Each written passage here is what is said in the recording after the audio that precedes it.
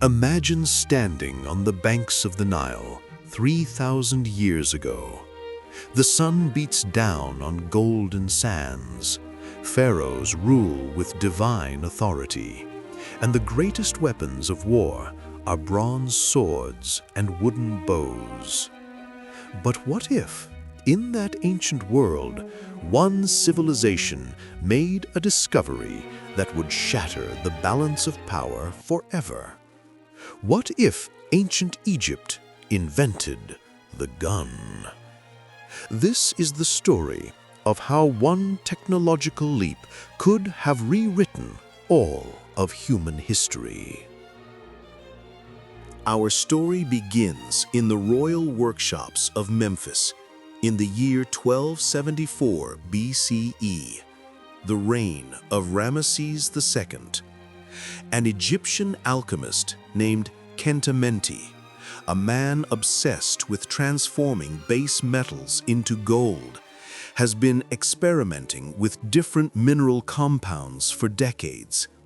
He crushes saltpeter from the limestone caves along the Nile, mixing it with charcoal from acacia wood and sulfur from volcanic deposits near the Red Sea. He's searching for the philosopher's stone, but he's about to discover something far more powerful. One scorching afternoon, as sweat drips down his shaved head, Khenti accidentally knocks a torch into his grinding bowl. The mixture ignites, not with the gentle flame he expected, but with a thunderous explosion that shatters clay pots across his workshop and sends him flying backward into the limestone wall.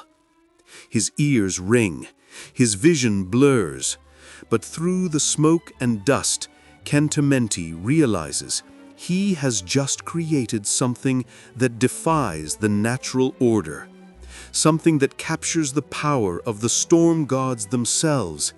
He has discovered gunpowder. Word of the explosion reaches the royal palace within hours.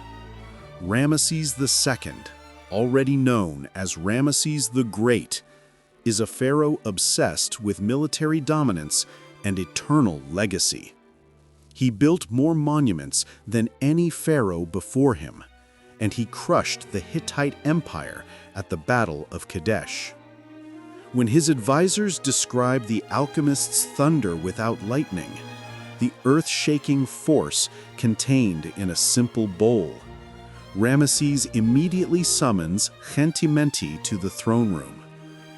The alchemist arrives trembling, expecting punishment for the destruction. Instead, Ramesses leans forward on his golden throne, eyes gleaming with strategic calculation, and asks a single question: "Can you make it again?" Khenti nods. And in that moment, the course of human civilization begins to diverge from everything we know. The pharaoh commands unlimited resources.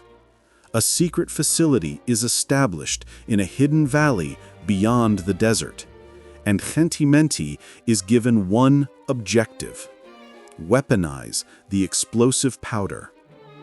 For 6 months, Khenti works day and night. He refines the powder mixture, testing different ratios of saltpeter, charcoal, and sulfur. 75 parts saltpeter, 15 parts charcoal, and 10 parts sulfur. This ratio creates the most powerful explosion. But power alone is not enough.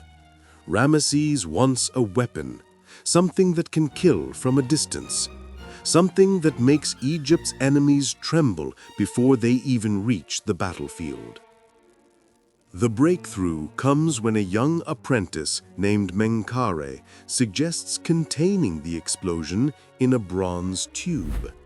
They take a section of hollow bronze, seal one end, pack it with the black powder, and place stone projectiles on top. The first test is conducted at dawn. 50 royal guards and advisors gather in the desert testing ground. Menkaure lights the fuse, a length of hemp rope soaked in liquid powder. He runs back. The explosion is deafening. A pillar of flame shoots from the tube, and the stone projectile flies across the desert, punching through a wooden shield 200 cubits away. The guards stand in stunned silence. Then, they drop to their knees, bowing to what they believe is the weapon of the gods. Kentementi and his team have created the world's first gun. They call it the Fire Lance of Ra. Ramesses immediately orders mass production. Within 3 years, Egypt has manufactured 500 fire lances. But the technology rapidly evolves. Bronze workers discovered that longer barrels improve accuracy. They develop rifled interiors, spiral grooves that spin the projectile, making it fly straighter and farther. Copper bullets replace stones. They're faster, deadlier, and easier to mass produce. Engineers design a wooden stock that rests against the shoulder, absorbing the violent recoil. What began as a simple bronze tube is now recognizable as the ancestor of the rifle. The weapons are distributed only to elite units, the Medjay, Egypt's most feared warriors. These soldiers undergo months of secret training, learning to load, aim, and fire with devastating precision. They practice in the hidden valley, their thunder echoing off the canyon walls, a sound no human ear outside Egypt has ever heard. Ramesses names this new military branch the Sekhem Nesu, the power of the king. The fire lances first see combat in 1268 BCE. The Hittite Empire, Egypt's greatest rival, violates the peace treaty signed after Kadesh. Hittite chariots raid Egyptian territories in Canaan. Ramesses responds with overwhelming force. He marches north with 20,000 soldiers. But hidden among his conventional forces are 300 Medjay, armed with fire lances. The Hittites meet the Egyptian army on the plains near Aleppo. Muwatalli III, the Hittite king, commands 18,000 warriors. His heavy chariots, bronze-armored infantry, and legendary archers. They've defeated Egypt before. They're confident. The battle begins traditionally. Chariots charge. Arrows blacken the sky. Egyptian and Hittite soldiers clash in brutal hand-to-hand combat. The Hittites are winning. Then, Ramesses signals. The Medjay step forward from the rear lines. 300 soldiers raise their fire lances in unison. The Hittite commanders notice, but don't understand what they're seeing. The weapons look strange, but harmless. Bronze tubes on sticks? They laugh, until the thunder begins. The first volley is apocalyptic. 300 fire lances discharge simultaneously. The sound is like every thunderstorm in history, compressed into a single moment. A wall of smoke and flame erupts across the Egyptian line. Copper bullets tear through the air at speeds the ancient world has never imagined. Hittite soldiers, still laughing, suddenly explode in sprays of blood. Bronze armor, designed to stop arrows and swords, offers no protection against these projectiles. They punch through shields, through armor, through flesh and bone. A Hittite chariot commander's chest erupts. He falls from his chariot without understanding what killed him. In 15 seconds, 300 Hittites are dead or dying. The survivors stand frozen, unable to comprehend what just happened. Before they can process their fear, the Medjay reload. 30 seconds, another volley, another 300 casualties. The Hittite line shatters. Warriors who faced Egyptian armies for generations turn and run. The rout becomes a massacre. By sunset, the Hittite army is destroyed. Muwatalli III is dead, killed by a bullet through his elaborate helmet, and Ramesses stands victorious on a battlefield that marks the end of conventional warfare forever.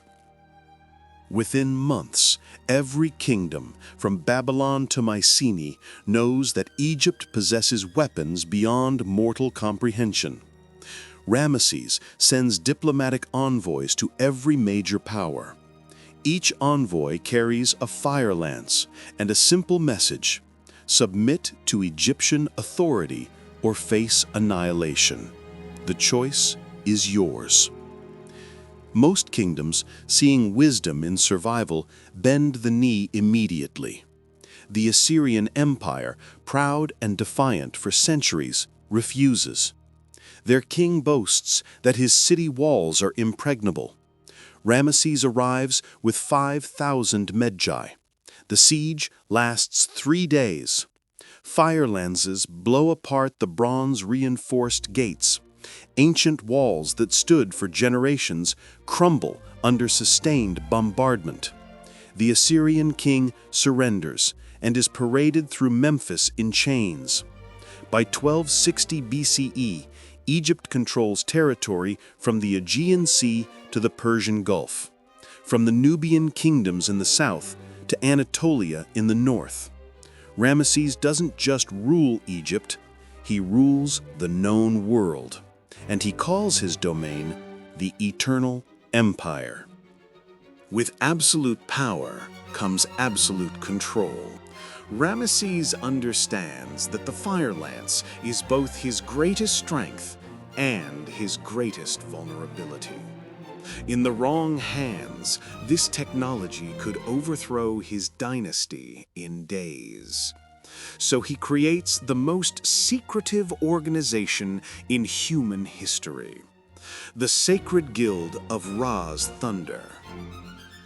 Every person involved in fire lance production, from bronze casters to powder mixers, is sworn to absolute secrecy under penalty of death.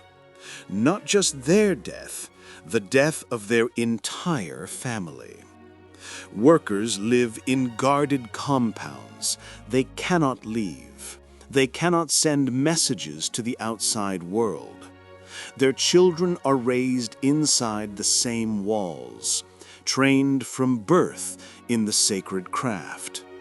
The guild develops its own hieroglyphic code, indecipherable to outsiders. All technical knowledge is memorized, never written down.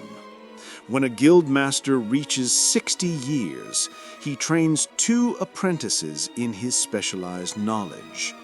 Then he is honored with a lavish ceremony, given poison wine, and buried with full religious rites. The knowledge dies with him, divided between his successors. No single person outside the royal family knows how to make a complete fire lance. This system, brutal but effective, keeps the secret locked within Egypt for 40 years. But no secret lasts forever. In 1220 BCE, a young Mycenaean Greek named Philon infiltrates Egypt as a bronze merchant. He's brilliant, patient, and absolutely dedicated to stealing the fire lance secret for his people. The Greeks have been reduced to Egyptian vassals, their proud warrior culture crushed. Philon spends 3 years building his cover identity, establishing legitimate trade relationships, earning the trust of Egyptian merchants. He learns to speak Egyptian without accent. He marries an Egyptian woman, adopts their customs, worships their gods, all while gathering fragments of information. He bribes a low-level guild worker for a single detail, the ratio of gunpowder ingredients. He seduces the daughter of a bronze caster and learns about barrel construction. He befriends a retired Medjay soldier, getting drunk with him repeatedly until the old warrior lets slip details about rifling. Over 5 years, piece by piece, Philon assembles the puzzle. In 1215 BCE, he makes his move. He steals a fire lance from a weapons transport, killing 3 guards in the process. He flees across the Sinai desert. Egyptian hunters pursue him relentlessly. But Philon makes it to a waiting Greek ship. The captain immediately sails for Mycenae. When Philon arrives home, he's carrying more than a weapon. He's carrying the end of Egyptian supremacy. The Greeks immediately begin reverse engineering the fire lance. Without Egypt's accumulated knowledge, their progress is slower, more dangerous. Workshop explosions kill dozens of craftsmen. But Greek ingenuity eventually prevails. Within 10 years, Mycenae has its own arsenal. They call their weapons thunder spears. The technology spreads like wildfire. The Phoenicians steal it from the Greeks. The Persians capture it from a Babylonian rebellion. The Nubians develop their own version independently, combining fire lances with their superior metallurgy. By 1195 BCE, 7 major powers possess gunpowder weapons. Egypt's monopoly is shattered. The Eternal Empire begins to crack. Regional governors, backed by local fire lance production, declare independence. The Levant breaks away. Anatolia rebels. The Assyrians, rebuilt and rearmed, take their revenge. Ramesses II is now elderly, his empire collapsing around him. The weapon that gave him the world has created a world where Egypt is just one power among many. The first arms race in human history has created the first multipolar military balance, and it demands a solution, because the alternative is mutual annihilation. In 1190 BCE, something unprecedented happens. Ramesses sends invitations to every major power: Egypt, Greece, Phoenicia, Assyria, Babylon, Persia, Nubia. He proposes a conference, the Congress of Memphis. Its purpose? To prevent the total war that gunpowder has made possible. The delegates arrive skeptical. These nations have been enemies for generations, but they all recognize the truth. In an age of fire lances, total victory means total destruction, including the destruction of the victor. The Congress lasts 3 months. Arguments are fierce. Old hatreds surface repeatedly. But slowly, painfully, an agreement emerges. The Memphis Accords. It's humanity's first arms control treaty. Each nation agrees to limit fire lance production to defensive purposes. No nation will maintain more than 5,000 armed gunmen. Regional disputes will be settled through negotiation, backed by the threat of collective action against violators. A permanent diplomatic compound is established in Memphis, with ambassadors from every signatory nation. The world's first international organization, the Council of Kingdoms.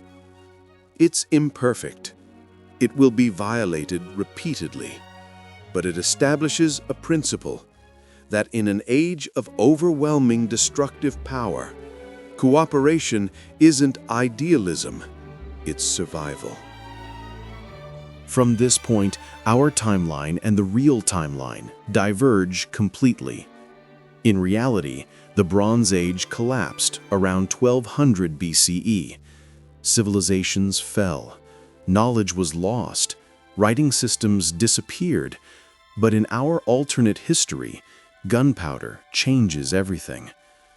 The Memphis Accords work, imperfectly, but they work. Instead of collapse, civilization accelerates. The Council of Kingdoms becomes humanity's first experiment in collective security. When the Sea Peoples, mysterious invaders from the north, threaten the Mediterranean, the Council unites. 7 nations combine their Fire-Lance armies and destroy the invasion fleet in a single, devastating naval battle. The principle is established. Collective defense works. Trade flourishes under the protection of multilateral peace. Ideas spread faster than ever before. Greek philosophers debate with Egyptian priests. Phoenician merchants share Persian mathematics. Babylonian astronomers correspond with Nubian engineers. The ancient world doesn't fall, it transforms. And by the time that real history enters the Iron Age, this alternate timeline is already experiencing the world's first enlightenment, 1500 years early. So what if ancient Egypt invented the gun? The answer isn't just about weapons. It's about how a single technological breakthrough can completely reshape human civilization. In our real history, gunpowder appeared 1,000 years later, spreading slowly from China, transforming medieval Europe, and eventually enabling global colonialism. But if it had emerged in the Bronze Age, in the hands of a unified Egypt, the ripple effects would have been unimaginable. Military power would have concentrated faster, but also dispersed faster. Arms control wouldn't be a modern concept. It would be an ancient necessity. International cooperation wouldn't emerge from idealism, but from the cold recognition that weapons powerful enough to destroy your enemies are also powerful enough to destroy everyone, including you. History doesn't have a fast-forward button. But this thought experiment shows us that the path we traveled wasn't inevitable. That technology and timing create possibilities we can barely imagine. And that, sometimes, the most important questions aren't about what happened, but about what could have happened if just one thing had been different.